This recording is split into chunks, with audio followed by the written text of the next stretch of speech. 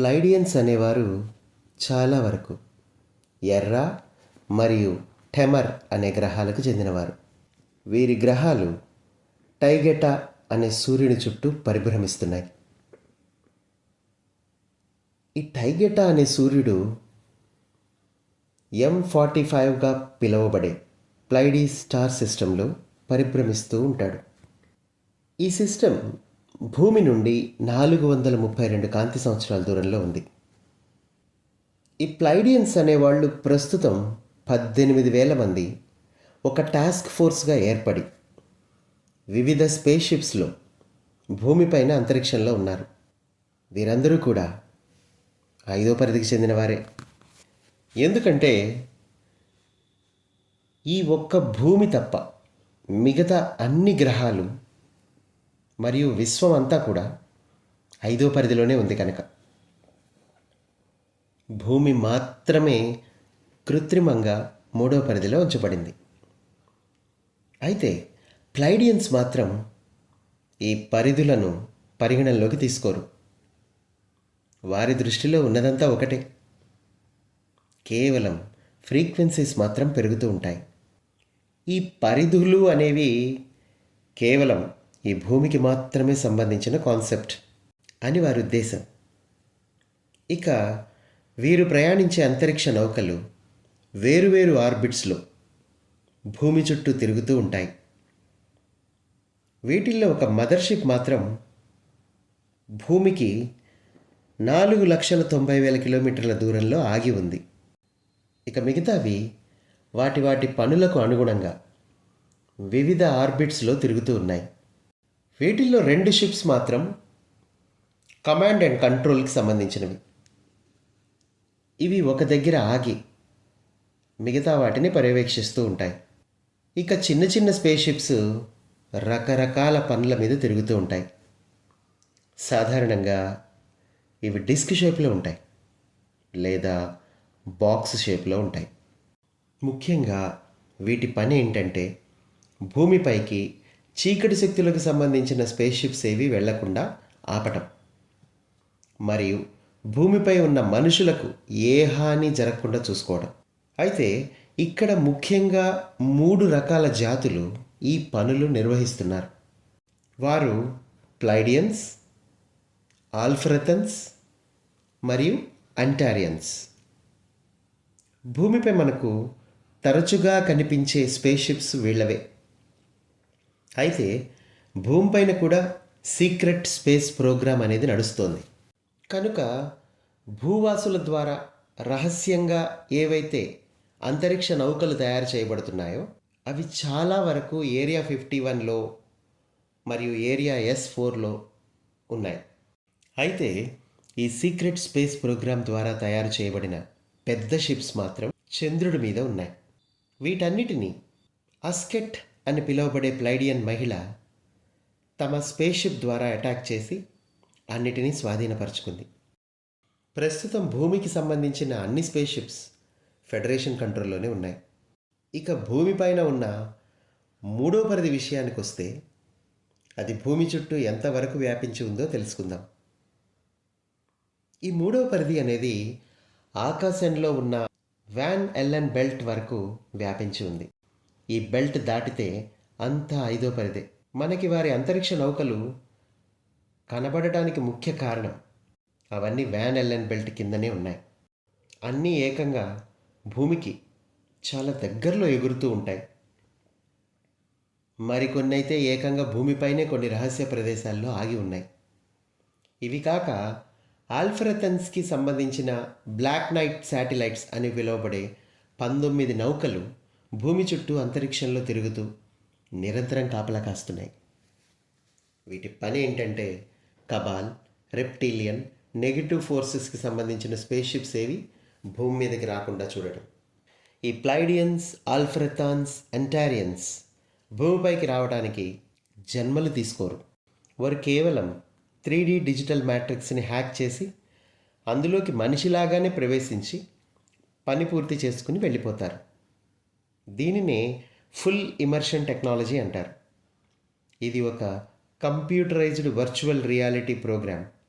దీనితో ఎవరైనా భూమి వాతావరణంలోకి మానవ దేహంతో ప్రవేశించవచ్చు. ఇక ఇప్పుడు ప్లైడియన్స్ గురించి మరింత లోతుగా తెలుసుకుందాం. భూమిపైన ఉన్న మనుషులందరూ లైరియన్ జాతికి చెందినవారు. అలాగే ప్లైడియన్స్ కూడా లైరియన్ బ్రాంచ్కి చెందినవారే. అయితే వీరి డిఎన్ఏ మాత్రం 12 స్ట్రాండ్స్ 24 క్రోమోజోమ్స్ని కలిగి ఉంది. దీనివలన వారి నర్వస్ సిస్టమ్ మరియు సెక్సువల్ ఆర్గాన్స్ చాలా ప్రత్యేకంగా ఉంటాయి. మానవ శరీరంలో ప్రధానంగా నర్వస్ సిస్టమ్ అధికంగా పాత్ర పోషిస్తుంది.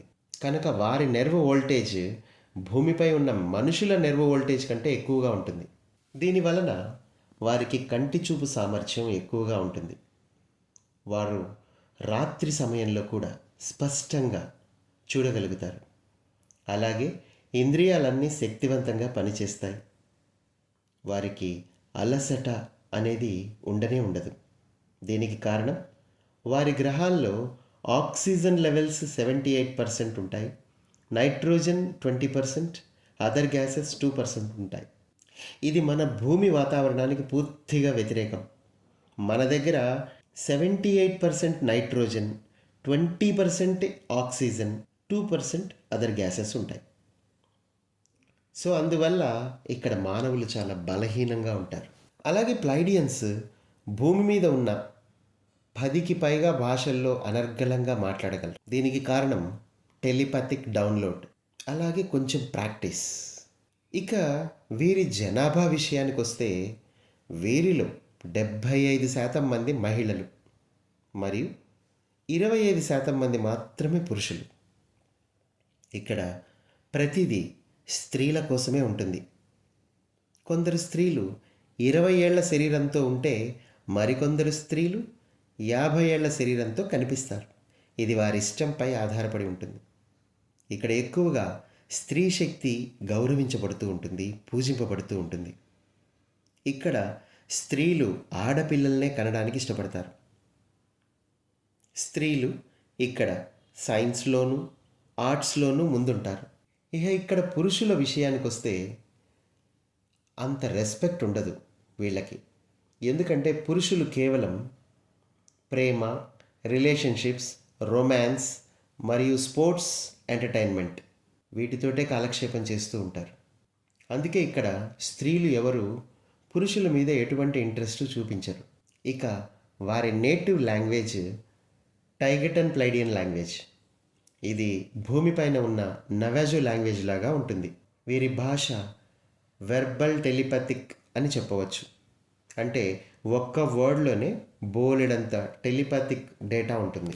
ఈ ప్లైడియన్స్ అనేవాళ్ళు కొన్ని వేల సంవత్సరాలుగా భూమిపైకి వస్తూనే ఉన్నారు.